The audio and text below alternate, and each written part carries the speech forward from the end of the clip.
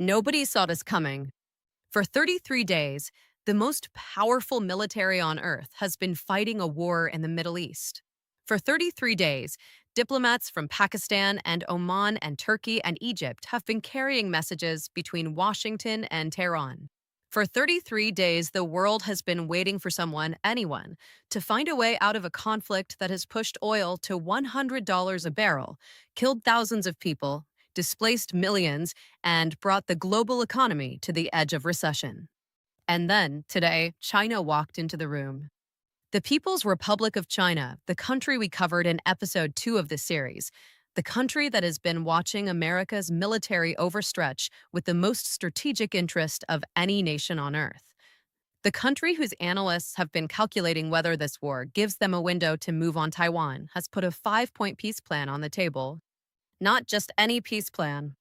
A plan developed jointly with Pakistan, the country that has been the primary back channel between Washington and Tehran for the entire duration of this war. A plan that reportedly includes an immediate ceasefire and the reopening of the Strait of Hormuz.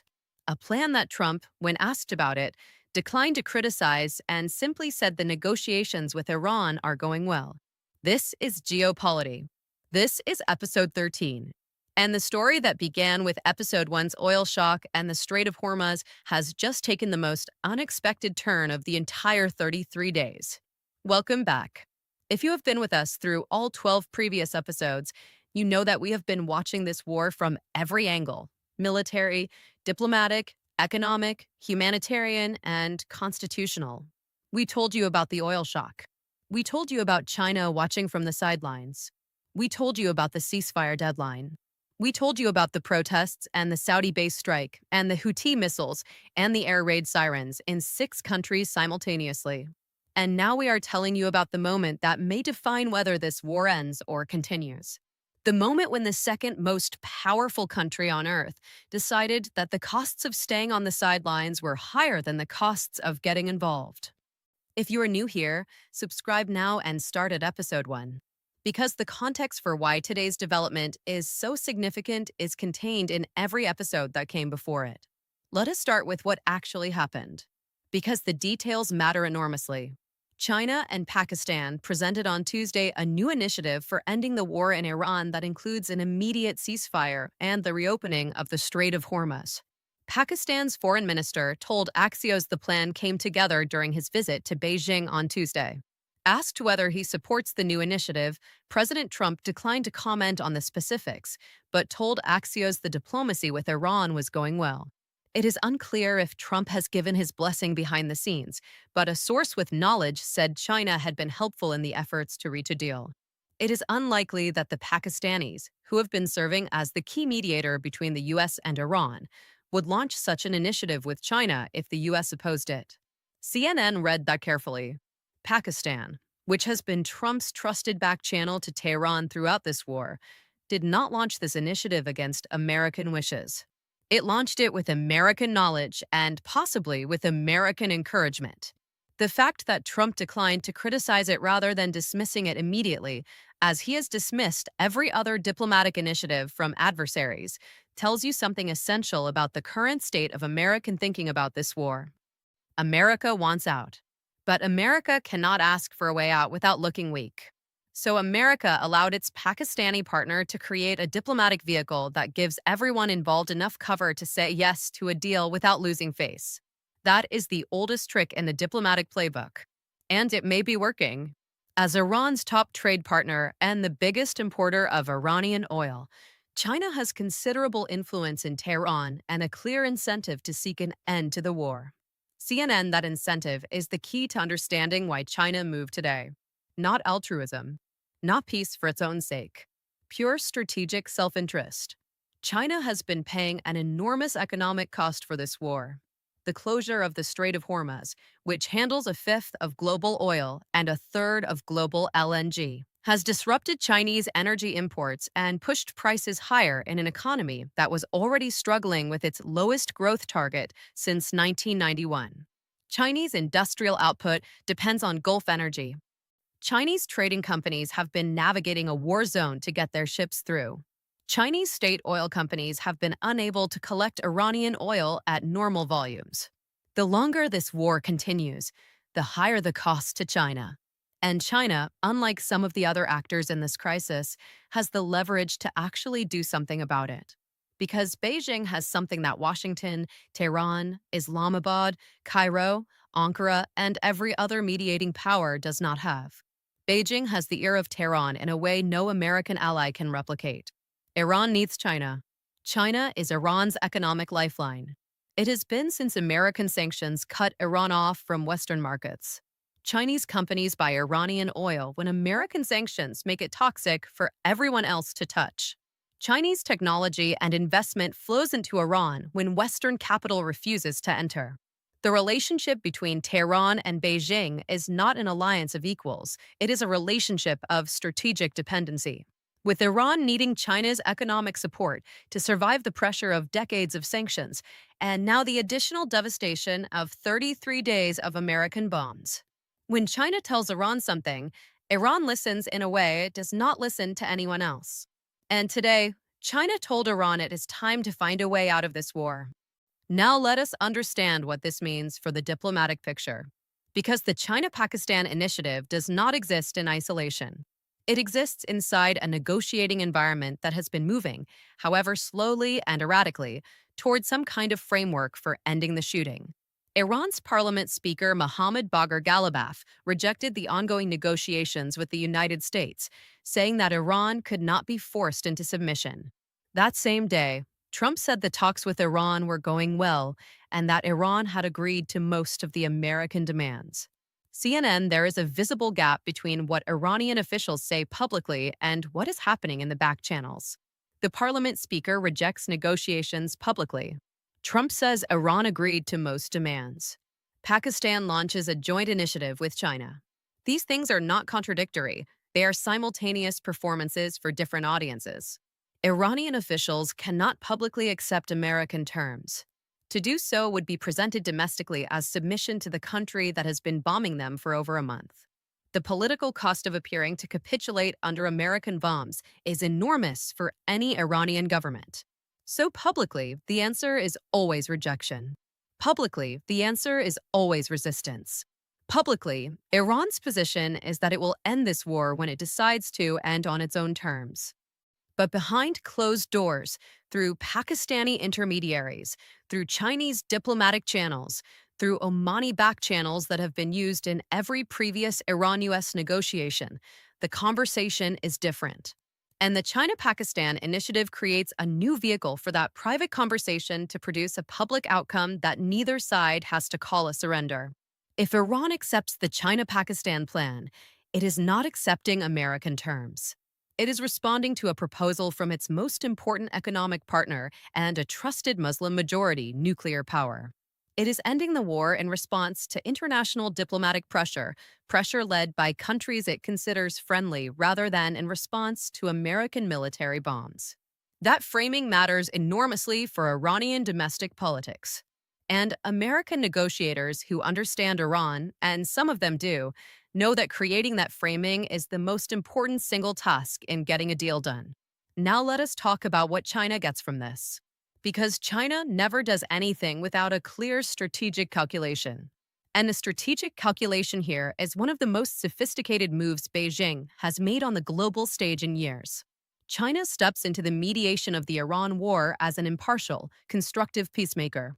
It demonstrates to the global south, to the dozens of countries that have been watching American military unilateralism since February the 28th and questioning whether the American-led international order still serves their interests. That China is an alternative source of global leadership, not a disruptive force, a stabilizing one. China steps in at the moment when America is at its most diplomatically exposed. The No Kings protests we covered in Episode 9. The wounded soldiers in Saudi Arabia from Episode 10. The air raid sirens across 6 countries from Episode 11. The deadline that has been extended twice from Episode 8. All of these are signals of American overstretch and American political difficulty. China's move today says, when America cannot solve the problem it created, China can. That is an enormously valuable piece of soft power. It costs China almost nothing militarily. It requires no troops, no weapons, no risk. It requires only what China already has: economic leverage over Iran and a diplomatic relationship that America cannot replicate. And there is one more thing China gets from this. If the war ends through a China Pakistan initiative before April the 6th, before Trump's deadline, China can legitimately claim that it did what America's military power could not. It ended a war through diplomacy rather than bombs. That narrative, China the peacemaker, America the war starter, will be told and retold in every international forum for years. It will be deployed in every subsequent debate about the credibility and legitimacy of Chinese versus American global leadership. It is worth far more to Beijing than any short-term tactical gain. Now let us connect this to gas prices, because your viewers need to know what this means for their daily lives in the next few days and weeks. Gas prices have eclipsed $4 a gallon in the United States, the highest since 2022. LBC $4 a gallon. That is the number that every American politician watches more closely than any poll. It is the number that ended presidencies. It is the number that drove millions of people into the streets in the No Kings protests. It is the number that has been rising every week since this war began. If the China-Pakistan initiative produces a ceasefire and the Strait of Hormuz reopens, even partially, even under monitored conditions, that number begins to fall. Not immediately. The oil market does not respond to diplomatic announcements with instant price drops. It responds to actual physical changes in the flow of oil through the strait. But within days of a credible ceasefire, within hours of the first fully loaded tanker passing through the Hormuz without being fired upon, the trajectory changes. From rising to falling, from worse to better, from the direction of $140 toward the direction of 80. In the United Kingdom, that means petrol prices that have been heading toward 170 pence per liter begin to ease. In Europe, that means energy futures that have been pricing in a prolonged crisis begin to reprice toward normality. In South Asia and Southeast Asia, the regions most exposed to the Hormuz closure because they depend most heavily on Gulf oil. That means fuel rationing programs that have been introduced in recent weeks begin to be wound back. The human cost of this war, which we have been documenting in every episode, does not end with a ceasefire. The dead are dead. The displaced are still displaced. The infrastructure bombed in Iran, in Lebanon, in the Gulf states still needs to be rebuilt. The 13 American soldiers killed and many more wounded carry those wounds permanently. But the ceasefire stops the numbers from growing. And in a war where the death toll has been rising every day for 33 days, stopping the numbers from growing is itself an enormous and desperately needed achievement. Now let us examine the obstacles. Because the China-Pakistan initiative, as promising as it is, faces significant challenges before it can become a ceasefire. The first challenge is Israel. Israel has not been part of this diplomatic process in any meaningful way. Its prime minister has been publicly and explicitly committed to the maximalist objective of regime change in Iran, not just the destruction of Iran's nuclear and military capability, but the actual overthrow of the Islamic Republic. A ceasefire that leaves the Iranian government in place, even in a weakened form, is not what Netanyahu has been fighting for. Iran asserted that Lebanon must be included as part of a ceasefire deal, thereby making a ceasefire conditional on an end to the Lebanon war against Hezbollah. Al Jazeera. Israel is not going to accept a condition that requires it to end the Lebanon operation as part of an Iran ceasefire. Israel wants to finish what it has started in Lebanon, the permanent destruction of Hezbollah's military capability. Linking the two ceasefires gives Israel a veto over the Iran deal simply by refusing to stop fighting in Lebanon. The second challenge is the Iranian hardliners. The IRGC, the Revolutionary Guard Corps that controls Iran's military and proxy network, has institutional reasons to resist a ceasefire. Its commanders have spent their careers building the doctrine of resistance.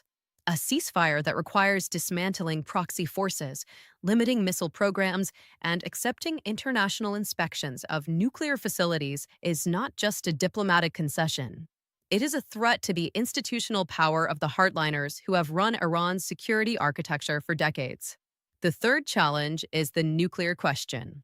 Trump has said repeatedly and publicly that any deal must include Iran permanently giving up its nuclear program, not freezing it, not monitoring it, but ending it.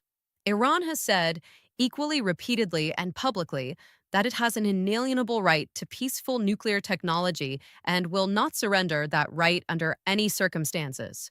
That gap is not bridged by a China-Pakistan ceasefire framework. It is deferred, and deferred issues have a way of becoming the next war. But here is the thing that every serious diplomat knows. You do not need to solve every problem to stop a war. You need to stop the war. The problems can be negotiated afterward over months and years, with the guns silent. The worst outcome in this crisis is not a messy, imperfect ceasefire that leaves hard questions unresolved. The worst outcome is a continued war that resolves nothing militarily while devastating the global economy, killing thousands more people, and drawing in additional actors until the conflict is no longer manageable. A ceasefire that stops the shooting, even one that defers the nuclear question, even one that does not fully resolve the Hormuz issue, even one that leaves the Lebanon war to be negotiated separately, is better than no ceasefire. That is the logic that China is applying. And it may be the logic that finally breaks the deadlock. Let us now zoom out to the series view.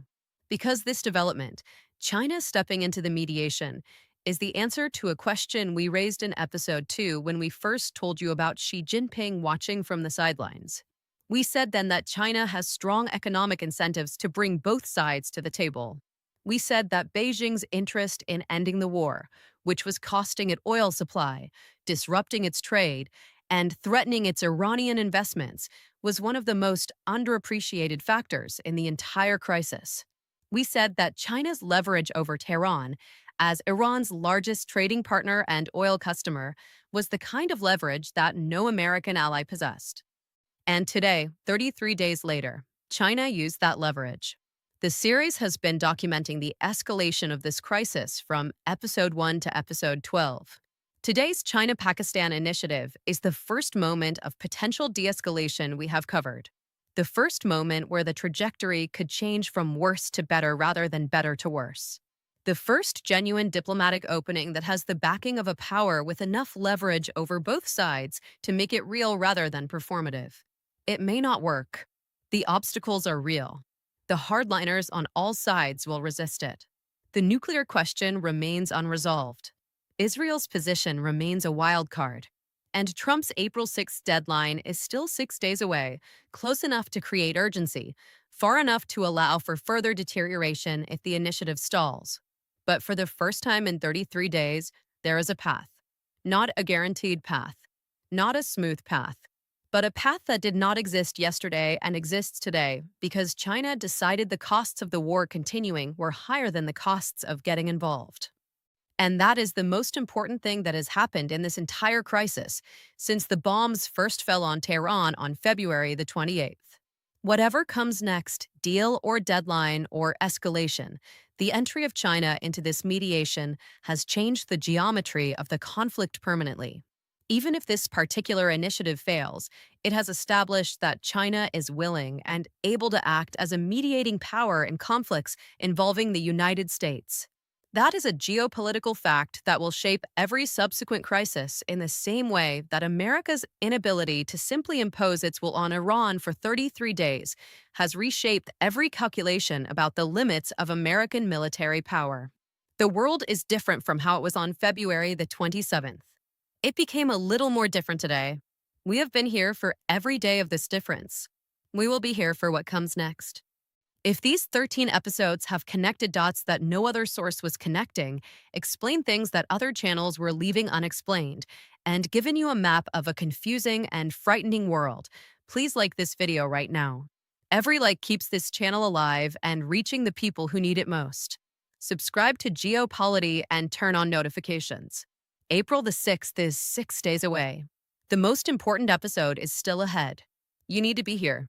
Share this video with everyone you know who is paying $4 a gallon at the pump and wondering why. With everyone who is watching the news and feeling like nobody is explaining what any of it means. Give them this channel. Give them 13 episodes of context. give them the map. And comment below. Do you think China's intervention changes anything? Do you believe there will be a deal by April the 6th? And most importantly, where in the world are you watching from? And how is this war touching your daily life? We read everything, every comment, every perspective, because your voice matters in a world that too often only amplifies the voices of the powerful. 6 days until April the 6th. This is Geo Polity. Stay informed, stay analytical, and we will see you in the next one.